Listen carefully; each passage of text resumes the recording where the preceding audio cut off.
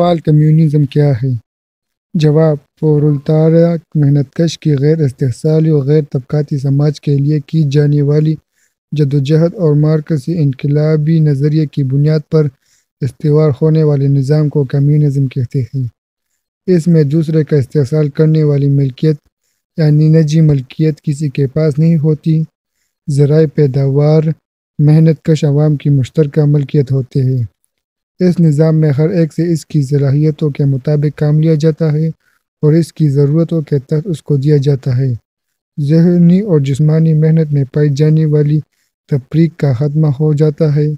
معاشرے کے ہر فرد کی مانگ یعنی ضروریات بشمول غذا، لباس، رہائش، تعلیم، صحت وغیرہ بلا تخصیص سب کو یکساں بنیادوں پر حاصل ہوتی ہے۔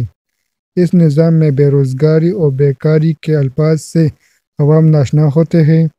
بیماری، بھوک، جہالت، غربت اور دیگر تمام سماجی برائیاں جو سرمایہ دارانہ نظام کی دین میں ختم ہو جاتی ہے۔ آزاد، خوشحال اور حقیقی انسانی سماجی درحقیقت اس نظام میں ہے۔